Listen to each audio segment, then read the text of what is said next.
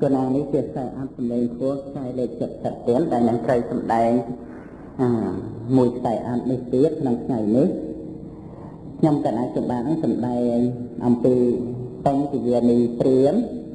ដែលបានប្រស្រ័យចរចាជាមួយគ្នានឹងការណបាលិព្រាហ្មណ៍នឹងបញ្ញយានីព្រាហ្មណ៍ណាទៀតណាបស្រអេនឹងងោជង្គោស្រអ៊ីយោស្រអេណូស្រអ៊ីបញ្ញយានីព្រាហ្មណ៍ហ្នឹងជាបរោះហើយណាទៀតណាប៉ុន្តែជាព្រះអនាគានិបុគ្គលហើយចំពោះការណបាលិព្រាហ្មណ៍ហ្នឹងឈ្មោះគាត់អញ្ចឹងមកពីគាត់ធ្វើកិច្ចការងារឲ្យស្ដេចលេចទវីការណកសអារណបាលេបសអាលោសេបាលិព្រាហ្មណ៍ហ្នឹងដោយការណបាលិព្រាហ្មណ៍ហ្នឹងសួរនៅសំណួរ3ប្រការទី1ទី2ដែលបានសម្ដែងហើយក្នុងខ្សែអត្ថមុនហើយទី3គឺសួរអំពីបាននៅប្រយោជន៍យ៉ាងណាសម្រាប់នៅប្រយោជន៍យ៉ាងណាបញ្ញយានីព្រាហ្មណ៍ឯងហ្នឹងណាបានជាជ្រះថ្លានឹងព្រះសមណគោតមនឹងខ្លាំងម្ល៉េះហ្នឹងបញ្ញយានីព្រាហ្មណ៍ហ្នឹងបានឆ្លើយបានប្រាប់អំពីការដែលបានស្ដាប់ព្រះធម៌រៀនសូត្រនៅព្រះធម៌សត្វក្នុងទីនេះរួមទាំងព្រះវិន័យផងទាំងប្រសូតទាំងឡាយផ្សេងដូចជាមង្គលសូត្រអីហ្នឹងចឹងក្នុងជ័យវៈក៏ជាការសម្ដែងនៅក្នុងប្រសូតទាំងឡាយផ្សេងដែលមានជាព្រះគាថាក្នុងប្រសូតហ្នឹងវេយាករណៈក៏បានដល់ដូចជាព្រះអភិធម្មទាំងអស់ឈ្មោះថាវេយាករណៈនិងប្រសូតដែលមិនមានជាព្រះគាថានិងព្រះពុទ្ធវចនៈផ្សេងខ្លះទៀតក្រៅអំពីអង្គ8ទៀតនោះគឺនៅក្នុងវេយាករណៈអភូតធម្មៈគឺជាព្រះធម៌ដែលបានសម្ដែងអំពីការកើតឡើងនៃប្រសូតទាំងឡាយផ្សេងហ្នឹងរួមសរុបមកគឺជាការសម្ដែងអង្គនៅក្នុងព្រះពុទ្ធសាសនាគឺបត្រៃដីដកហ្នឹងហើយព្រះវិន័យដោយព្រះសូត្រដោយព្រះអភិធម្មហ្នឹងអញ្ចឹងការដែលបានស្ដាប់បានសិក្សារៀនសូត្រទៅហ្នឹងការស្ដាប់សិក្សារៀនសូត្រទៅគឺបានសម្រេចនៅប្រយោជន៍បានសម្រេចនៅសេចក្តីជ្រះថ្លាឧបមាដូចជាបុគ្គលដែលបានបរិភោគនៅរសដ៏ឆ្ងាញ់ហើយបរិភោគដល់តែឆ្អែតទៀតដល់អញ្ចឹងទៅអត់មានបំណងត្រូវការដើម្បីនឹងបរិភោគនៅភោជនទាំងឡាយដែលអន់ទេដូចជាយើងសប្តាហ៍ថ្ងៃអញ្ចឹងដែលបានអាហារបរិភោគប្រសើរបាយក៏ល្អសម្លក៏ល្អម្ហូបក៏ល្អអញ្ចឹងក៏មិនមានបំណងប្រាថ្នាដើម្បីបរិភោគអាហារដែលអន់ថយទាំងឡាយផ្សេងទេនឹងយ៉ាងណាការដែលយើងសិក្សានៅព្រះពុទ្ធវចនៈក៏វាអស់ចិត្តអស់ចង់ដើម្បីនឹងថាចង់ទៅរៀនទៅស្ដាប់ពាក្យរបស់បុគ្គលដែលមានលទ្ធិក្រៅអំពីព្រះពុទ្ធសាសនានោះនឹងអត់មានដើម្បីចង់រៀនចង់ក្រេតជញ្ជក់អីដោយពាក្យរបស់បុគ្គលដទៃទាំងឡាយផ្សេងទេដែលក្រៅអំពីព្រះពុទ្ធសាសនាមកពីអីថាមកអំពីឆ្អែតហើយឆ្អែតទៅដោយព្រះពុទ្ធវចនៈហើយការឆ្អែតដោយការសិក្សារៀនសូត្រព្រះធម៌នេះមិនមែនជាការឆ្អែតដូចត្រឹមតែបរិភោគនៅអាហារទេការបរិភោគអាហារដែលមានរសឆ្ងាញ់ដល់ឆ្អែតនឹងគ្រាន់តែជាឧទាហរណ៍ទេប៉ុន្តែមិនមែនថាប្រសើរដូចជាការឆ្អែតក្នុងការសិក្សារៀនសូត្រព្រះធម៌ទេពីព្រោះការឆ្អែតដោយការស្ដាប់សិក្សារៀនសូត្រព្រះធម៌ក្នុងទីនេះគឺឆ្អែតដោយអំណាចមានបញ្ញាមានចំណេះចេះដឹងមានវិជ្ជាយល់រឿងពិតយល់សច្ចធម៌អាចនឹងបំបត្តិនៅការស្រេកឃ្លានដោយតណ្ហាដូចជាការស្រេកទឹកឃ្លានបាយនោះបាន ហើយយល់ដល់គុណប្រយោជន៍ដល់ព្រះធម៌ដែលជាសច្ចធម៌ដែលពិតនោះម្ល៉េះហើយក៏អត់មាននៅឆ្ងល់នៅសង្ស័យអីក្នុងជីវិតនេះដែលបានសិក្សាព្រះធម៌មកយល់រឿងពិតនៃជីវិតហ្នឹងអញ្ចឹងទៅវាលែងចង់ដើម្បីនឹងក្រេបជញ្ជក់នៅក្នុងលទ្ធិដតីដែលពោលអំពីរឿង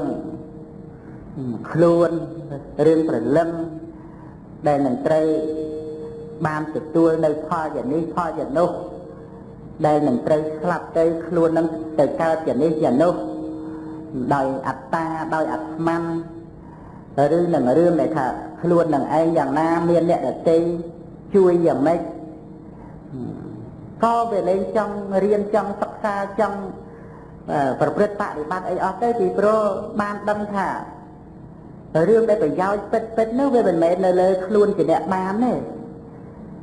រឿងដែលមានខ្លួនជាអ្នកបានជារឿងកង្វល់ជារឿងខ្វាយខ្វល់ជារឿងរវល់ជារឿងត្រូវការជារឿងស្វែងរកជារឿងដែលមិនជាប់អានឹងរឿងខ្លួនអ្នកបានមានជាប់ការខ្វាយខ្វល់រវល់អីប៉ុន្តែនៅក្នុងព្រះសាសនាដែលស្ដាប់សិក្សារៀនសូត្រទៅវាទទួលគ្នានឹងដែលអត់មានខ្លួនជាអ្នកបានមានទីពឹងមានទីពួនមានទីបញ្ចប់ចំពោះសេចក្តីប្រាថ្នាក្នុងលោកតែហ្នឹងគឺក៏មានសេចក្តីជ្រះថ្លាតាំងនៅសុខក្នុងព្រះសទ្ធធម៌មិនកម្រើកមិនញាប់យួរក្នុងបរតនត្រ័យមិនឧទ្ទិសចំពោះសក្តាដតីតេធិន័យបុគ្គលដតីក្រៅអំពីបុគ្គលក្នុងព្រះពុទ្ធសាសនាដែលជាបុគ្គលមានធម៌មានអាជាតេធិន័យបុគ្គលជាព្រះអរិយបុគ្គលជាអគ្គបុគ្គលដោយពុទ្ធរតនៈជាដើមនឹងជាប្រយោជន៍ដែលពេញកិយានីព្រាមនឹងបានឆ្លើយនៅប្រយោជន៍ខន្តាប្រការទី1ទាំងអស់មាន5ណាទាំងទី1នឹងកណ្ណាគុណចាស់សិក្សាស្ដាប់រៀនសូត្រទៅនឹងឃើញថាជាការដែលគួរឲ្យអស្ចារ្យគួរឲ្យចម្លែកនៅក្នុងរឿងព្រះពុទ្ធសាសនាយើងនេះអញ្ចឹងប្រការទី2ព្រាមដែលខ្ញុំបានស្ដាប់នៅសត្តកិយវិយាករណៈអភូតធម្មៈជាការសិក្សារៀនសូត្រស្ដាប់នៅក្នុងព្រះពុទ្ធសាសនានឹងមកគឺខ្ញុំនឹងក៏បានឆ្អែតកំចាត់បងនៃការស្រេកឃ្លានទាំងឡាយប្រៀបដូចជាបុគ្គលមានការស្រេកឃ្លាននៅអាហារគឺការស្រេកទឹកឃ្លានបាយដល់នៅសេចក្តីទុក្ខលំបាកតាមផ្លូវកាយទាំងនាំឲ្យមានសេចក្តីក្រវល់ក្រវាយតាមផ្លូវចិត្តដល់ទៅបុគ្គលនោះបានបរិភោគនៅអាហារដ៏លើសក៏បានឆ្អែតបានសុខស្ងប់ផ្លូវកាយហើយសប្បាយផ្លូវចិត្តយ៉ាងណាការដែលខ្ញុំសិក្សារៀនសូត្រព្រះធម៌នៅក្នុងព្រះពុទ្ធសាសនានឹងមកខ្ញុំនឹងក៏បានដល់នៅសេចក្តីពេញចិត្តបានដល់នៅសេចក្តីជ្រះថ្លានៅក្នុងព្រះធម៌ដែលបានស្ដាប់រៀនសូត្រមកនោះហ្នឹងប្រការទី2ទៀតខុសពីប្រការទី1ខុសបន្តិចទេខុសត្រង់ដែលថាប្រការទី1គឺអត់មាននិយាយអំពីឃ្លានទេគឺថាដែលបរិភោគនៅរសដ៏ឆ្ងាញ់រសដ៏លើសថាបណៃតភោជនសយភោជភោជនដ៏ប្រណិតភោជនដ៏ប្រសើរហើយហ្នឹងឆ្អែតហើយអត់មានបំណងបរិភោគនៅភោជនដទៃដែលអន់ដែលថោកដែលទៀតនោះទេអាហ្នឹងអញ្ចឹងអាហ្នឹងគឺសម្រាប់សេចក្តីមកថាមិនត្រូវការសំបីតែការស្ដាប់ពាក្យនៃបុគ្គលដែលមានលទ្ធិក្រៅអំពីពុទ្ធសាសនាអាហ្នឹងប្រយោជន៍ត្រង់កន្លែងហ្នឹងដែលធ្វើឲ្យអស់សង្ស័យអស់ឆ្ងល់ដើម្បីនឹងចង់ដឹងរឿងរ៉ាវអ្វីហើយទៅស្វែងរកការស្ដាប់អំពីបុគ្គលដទៃវាអស់ទៅវាអស់ការកវល់កវាយរវើរវាយដើម្បីនឹងទៅរករៀនរកចេះរកដឹងរកការប្រព្រឹត្តបដិបត្តិអីដទៃទៀតនោះវាជាប់ទៅដោយសារអីដោយសារបានស្ដាប់ព្រះធម៌ក្នុងពុទ្ធសាសនាអាហ្នឹងទី1ណាហ ហើយដល់ទៅទី2គឺសំដែងអំពីបុគ្គលដែលឃ្លានគឺនិយាយពីទុក្ខលំបាកមុនស្រេកឃ្លានទុក្ខលំបាកផ្លូវកាយរួចទៅវាមានស្ងប់ផ្លូវចិត្តអីដែលស្រេកឃ្លានហ្នឹងកវល់កវាយដល់តែបានបរិភោគនៅភោជនហ្នឹងប្រណិតទៀតតែមិនតែឃ្លានប៉ុន្តែដល់តែបានបរិភោគគឺភោជនប្រណិតភោជនដែលមានរសដល់ប្រសើរលើសដល់អញ្ចឹងទៅបានឆ្អែតអាហ្នឹងការដែលស្ដាប់សិក្សារៀនសូត្រព្រះធម៌ក្នុងព្រះពុទ្ធសាសនាជាបត្រៃដីដកនឹងអញ្ចឹងទៅគឺរមែងបាននៅការពេញចិត្តហើយនឹងការបាននៅសេចក្តីជ្រះថ្លានេះឯងអាហ្នឹងប្រការទី2ណាទៀតគឺការបាននៅសេចក្តីពេញចិត្តក្នុងសេចក្តីនៃព្រះធម៌ពេញចិត្តក្នុងពាក្យពិតដែលបានសម្ដែងអំពីការពិតនេះបាននៅការពេញចិត្តហើយមានសេចក្តីជ្រះថ្លាកើតឡើងក្នុងគុណព្រះពុទ្ធមានសេចក្តីជ្រះថ្លាកើតឡើងក្នុងគុណព្រះធម៌មានសេចក្តីជ្រះថ្លាកើតឡើងនៅក្នុងគុណព្រះសង្ឃមានសេចក្តីជ្រះថ្លាកើតឡើងនៅក្នុងគុណពិតពិតអាហ្នឹងហើយដែលឲ្យសម្រេចជាប្រយោជន៍គឺសេចក្តីជ្រះថ្លាហ្នឹងក៏ជាប្រយោជន៍ហើយជាថ្លានៅក្នុងគុណដែលពិតជាគុណហ្នឹងប្រការទី2ប្រការទី3បបិទ្ធព្រាម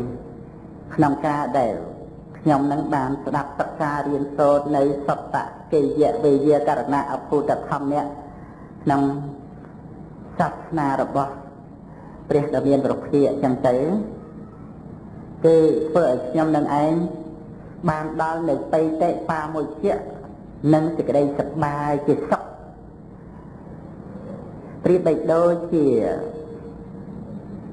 ក្លិននៃឈើទាំងឡាយដែលមានក្លិនក្រអូបដូចជាក្លិនចាំលឿងក្លិនចាំក្រហមដែលមានក្លិនក្រអូបយ៉ាងណាក្នុងព្រះសាសនានេះក៏យ៉ាងនោះការដែលបានស្ដាប់សិក្សារៀនសូត្រហើយក៏បានដល់នៅការដែលមានបៃតិនិងបាមុជ្ជៈហើយសេចក្តីសុខសប្បាយកើតឡើងនឹងប្រការទី3គឺសម្ដែងអំពីបៃតិបាមុជ្ជៈគឺថាជាបៃតិដែលស្រាលបានកើតឡើងដោយការស្ដាប់សិក្សារៀនសូត្រហើយនឹងតួបៃតិព្រមជាមួយគ្នានឹងសោមនស្សរីករាយនៅក្នុងកុសលធម៌ដែលបានរៀនដែលបានស្ដាប់កុសលធម៌ដែលអាចដើម្បីយល់អំពីហេតុផលពិតរបស់ជីវិតរបស់ធម្មជាតិដែលបានស្ដាប់មកហ្នឹងគឺបានបៃតិបាមុជ្ជៈហើយនឹងការសប្បាយដែលសោមនស្សក្នុងការដែលបានយល់ព្រះធម៌មិនមែនសោមនស្សដោយលោកភៈទេគឺប្រសិជ្ជៈសោមនស្សក្នុងលោកភៈលះបង់សោមនស្សនៅក្នុងកាមគុណទាំងឡាយគឺបាននៅសោមនស្សក្នុងការយល់ព្រះធម៌ហ្នឹងដូច្នេះប្រយោជន៍ទី2គឺគ្រាន់តែថាពេញចិត្តហើយនឹងសេចក្តីជ្រះថ្លាហើយដល់ទៅទី3គឺថាបាននៅបៃតិបាមុជ្ជៈនឹងសេចក្តីសប្បាយដែលព្រះធម៌ហ្នឹងបញ្ញយានីព្រាមហ្នឹងបានប្រៀបថាបីដូចជាក្លិននៃឈើទាំងឡាយដែលមានក្លិនក្រអូបដូចជាក្លិនចាំលឿងក្លិនចាំក្រហមអញ្ចឹងកាលដែលប្រគល់ហិតក្របខាងដើមក្តីខាងកណ្ដាលក្តីខាងចុងក្តីក៏បានដល់នៅសភាពរីករាយដោយសារក្លិននោះពេញចិត្តនឹងក្លិនហ្នឹងគឺថាសប្បាយអញ្ចឹងទៅយ៉ាងណាគឺក្នុងការស្ដាប់សិក្សារៀនសូត្រនៅព្រះធម៌នេះគឺដូចជាបុគ្គលបានស្រូបនៅក្លិនក្រអូបអញ្ចឹងប៉ុន្តែក្លិនក្រអូបរបស់ឈើហ្នឹងវាគ្រាន់តែបានឲ្យសប្បាយរីករាយតាមផ្លូវចិត្តបន្តិចបន្តួចអីទេនឹងអញ្ចឹងនឹងគ្រាន់តែជាឧទាហរណ៍ទេប៉ុន្តែយ៉ាងណាចំពោះក្លិនរបស់ព្រះធម៌គឺនាំឲ្យបុគ្គលអ្នកក្រេតជញ្ជក់ស្ដាប់សិក្សារៀនសូត្រដោយល្អដោយគោរពទៅបាននៅបៃតិបាមុជ្ជៈក្នុងកុសលបាននៅសោមនស្សដោយការយល់ព្រះធម៌យល់អំពីជីវិតនេះដែលថា ប្រកបទៅដោយរូបវេទនាសញ្ញាសង្ខារវិញ្ញាណសោះជីវិតនេះមិនមែនជាសត្វបុគ្គលទូលខ្លួនទេហ្នឹងបានយល់អញ្ចឹងយល់ថាជីវិតហ្នឹងប្រកបទៅដោយខណ្ឌបញ្ចកៈដែលមិនមែនជាសត្វបុគ្គលទូលខ្លួនដល់អញ្ចឹងទៅគឺថាបានសម្រេចនៅប្រយោជន៍ក្នុងការដែលបានស្ដាប់សិក្សារៀនសូត្រហ្នឹងជាប្រយោជន៍ដល់ការប្រព្រឹត្តបប្រតិបត្តិដើម្បីមានភារៈដ៏ធ្ងន់ហ្នឹងទម្លាក់ចោលបានគឺខណ្ឌភារៈនេះអាចនឹងទម្លាក់ចោលបានពីព្រោះកាលដែលមិនតាន់បានស្ដាប់សិក្សារៀនសូត្រហ្នឹងតែងទទួលយកនៅភារៈដ៏ធ្ងន់ដោយការប្រកាន់ហួងហែងថាជាសត្វបុគ្គលទូលខ្លួនឯងហើយក៏កើតទុកក្នុងរបស់ដែលខ្លួនឯងហួងហែងហ្នឹងស្រឡាញ់ណាស់ពេញចិត្តណាស់ក្នុងរបស់ហ្នឹងប៉ុន្តែសម្ដេចលទ្ធផលមកគឺកើតទុកតែក្នុងរបស់ដែលខ្លួនឯងស្រឡាញ់ហួងហែងហ្នឹងមកពីអីមកពីសម្គាល់ថាខ្លួនហ្នឹងមានហើយម្ល៉េះហើយវាត្រូវតែមានរបស់ខ្លួនហើយរបស់ដែលជាទីស្រឡាញ់ពេញចិត្តក៏ហួងហែងទៅក្នុងជីវិតនៃសង្សារវដ្តនេះក៏កើតទុកតែក្នុងរបស់ដែលខ្លួនឯងហួងហែងដោយមិនបានស្ដាប់ព្រះធម៌មិនយល់ព្រះធម៌មិនដឹងជាថាទីពឹងនៅណាដល់តែបានស្ដាប់ព្រះធម៌ទៅបានដឹងជីវិតនេះប្រកបដោយឧបាទានខន្ធទុក្ខដែលនឹងត្រូវសម្រាប់សត្វលោកគ្រប់គ្នាក៏គឺជីវិតដែលប្រកបដោយឧបាទានខន្ធទុក្ខនេះអញ្ចឹងក៏ឃើញថារូបមិនមែនជាខ្លួនវេទនាក៏មិនមែនជាខ្លួនបញ្ញាក៏មិនមែនជាខ្លួនសង្ខារក៏មិនមែនជាខ្លួនវិញ្ញាណក៏មិនមែនជាសត្វបុគ្គលទូខ្លួនអញ្ចឹងទៅក៏ឃើញថាជាប្រយោជន៍ក្នុងការចម្រើនបញ្ញាឲ្យបានដល់ទីបំផុតដើម្បីនឹងរួចខ្លួនអំពីលោកនេះមិនចាំបាច់ខ្វាយខ្វល់រវល់ហួងហែងនៅអ្វីៗទាំងអស់ហើយក៏មិនចាំបាច់មានសេចក្តីទុក្ខហ្នឹងក៏បានដល់នៅតិតិបាមួយជាបាននៅសេចក្តីសប្បាយព្រោះស្ដាប់ព្រះធម៌យល់ជឿចិត្តមកហ្នឹងជាប្រយោជន៍ដែលនាំឲ្យមានសេចក្តីជ្រះថ្លាចំពោះព្រះសមណគោតមនេះបញ្ញយានីព្រាមដែលបានឆ្លើយទេហ្នឹងហើយនឹងប្រការទី3ប្រការទី4បញ្ញយានីព្រាមហ្នឹងក៏បានបកស្រាយថាដែលខ្ញុំបានស្ដាប់ព្រះធម៌ដោយសត្តជយវិយាករណៈភូតធម្មនេះគឺព្រះធម៌ក្នុងសំណាក់នៃព្រះសមណគោតមនឹងមកគឺ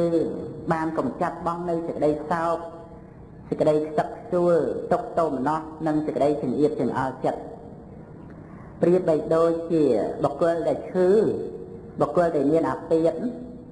មានជំងឺរោគទាទាំងឡាយផ្សេងត្រូវបានលោកគ្រូពេទ្យនឹងវះកាត់ជាបាលដាក់ថ្នាំឲ្យបានជាបានសះស្បើយប្រាសចាកនៅរោគទាំងឡាយនោះទៅក៏បានកំចាត់បងនៅសេចក្តីសោកសេចក្តីទឹកជួលសេចក្តីទុក្ខទោមនស្សនិងសេចក្តីចង្អៀតចង្អល់ចិត្តព្រោះតែការមានរោគហ្នឹងក៏ខ្ចាត់បាត់អស់ទៅនឹងការដែលខ្ញុំនឹងបានស្ដាប់សិក្សារៀនសូត្រព្រះធម៌ក្នុងព្រះសមណគោតមក៏បានដូចជារោគកំចាត់បងនៅសេចក្តីសោកទឹកជួលទុក្ខទោមនស្សនិងសេចក្តីចង្អៀតចង្អល់ចិត្តនឹងប្រការទី4នោះទៀតដូចជាបុគ្គលដែលជារោគផ្លូវកាយយ៉ាងណាតាមពិតសត្វលោកមានរោគផ្លូវចិត្តគ្រាន់តែថាសត្វលោកមិនបានគិតមិនបានពិចារណាក៏មិនដឹងថាអាត្មាអញមានរោគតាមផ្លូវចិត្តតែងតែសម្គាល់ថារោគហ្នឹងជាខ្លួនឯងទៅវិញតែខ្លួនហ្នឹងអ្នកស្រឡាញ់ខ្លួនហ្នឹងអ្នកស្អប់ខ្លួនអ្នកខឹងខ្លួនហ្នឹងអ្នកចងគំនុំខ្លួនហ្នឹងអ្នកល្ងងដោយមិនដឹងថាហ្នឹងជារោគរបស់ចិត្តប្រកាន់យករោគមកធ្វើជាខ្លួនដល់អញ្ចឹងទៅក៏មិនបានដើម្បីនឹងមានការស្ដាប់សិក្សារៀនសូត្រនៅព្រះធម៌ដើម្បីព្យាបាលរោគទេព្រោះសម្គាល់ថាជាខ្លួនទៅហើយមានរឿងអីដែលត្រូវស្អប់ខ្លួនឯង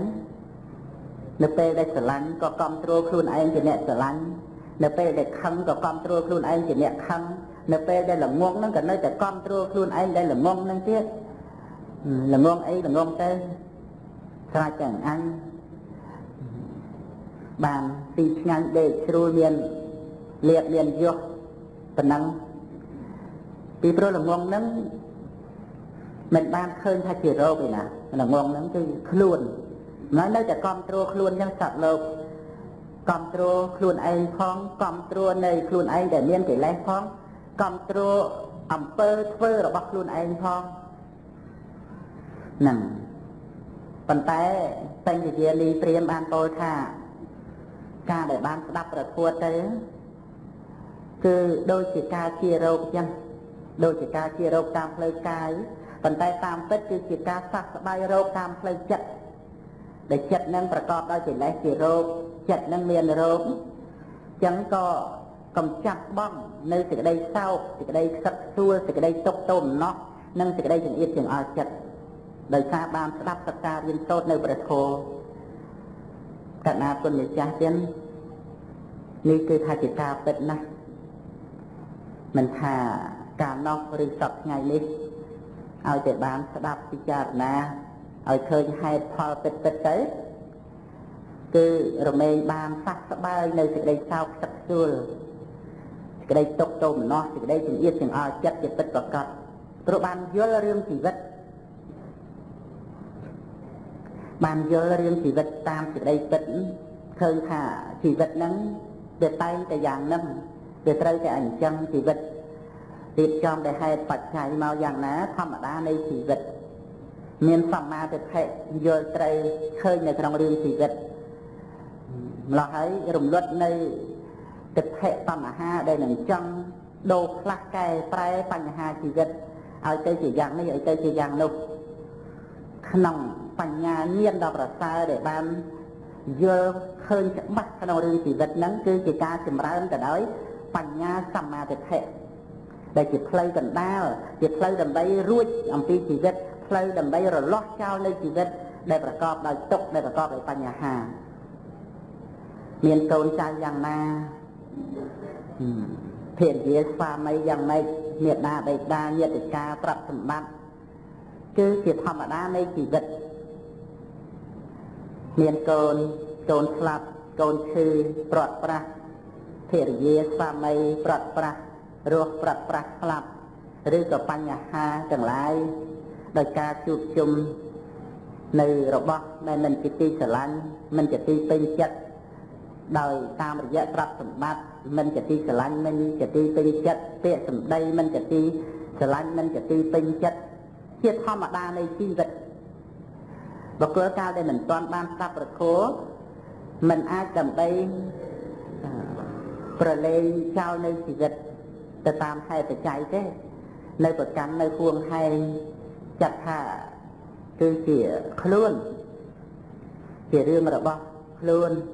ដើម្បីនឹងដោះស្រាយដើម្បីនឹងខ្វាយខ្វល់ដើម្បីនឹងចង្អៀតចង្អល់ភ័យខ្លាចខ្លួននឹងអន់ហើយត្រេកអរនឹងខ្លួនដែលប្រសើរដែលគ្រាន់បើតាមវោហាក្នុងលោកដែលសន្មត់ថាប្រសើរយ៉ាងណាក៏អរតាមនឹងហើយតោមនោះនឹងខ្លួន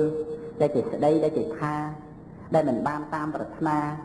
តែនឹងខ្វាយខ្វល់នឹងខ្លួនលិចចុះនៅក្នុងទុក្ខនឹងមកពីមិនបានស្ដាប់ព្រះធម៌បានស្ដាប់ព្រះធម៌យល់ចូលចិត្តទៅឃើញថាជីវិតដែលមិនមែនជាខ្លួននោះប្រកបដោយឧបាទានខណ្ឌ5ជីវិតប្រកបដោយរូបប្រកបដោយវេទនាប្រកបដោយសញ្ញាប្រកបដោយសង្ខារប្រកបដោយវិញ្ញាណហើយអ្វីដែលមកដល់ជីវិតនេះគឺជាធម្មតាជីវិតជាទុក្ខនឹងគឺជាជីវិតនឹងបានយល់បានចូលចិត្តម្ល៉េះហើយការពិតវាប្រកបហើយការពិតនេះវាមានស្រាប់ហើយសូម្បីព្រះសម្មាសម្ពុទ្ធមិនបានត្រាស់ក៏ការពិតនេះវាមានអញ្ចឹងតែព្រះអង្គបានត្រាស់ដឹងព្រះអង្គសម្ដែងដើម្បីឲ្យសត្វលោកដែលមានឧបនិស្ស័យនោះបានយល់ការពិតនៃជីវិតដែលយល់អញ្ចឹងទៅគឺថាជាការព្យាបាលរោគផ្លូវចិត្តព្រោះរោគផ្លូវចិត្តដែលវាមានជំងឺមកអំពីអីថាមកអំពីមិនមានសម្មាទិដ្ឋិមិនមានការឃើញត្រូវថាជីវិតហ្នឹងវាត្រូវតែអញ្ចឹងចិត្តតែចង់ការពារចេះចង់នៅក្នុងការហួងហែងចង់កែប្រែដូរខ្លះ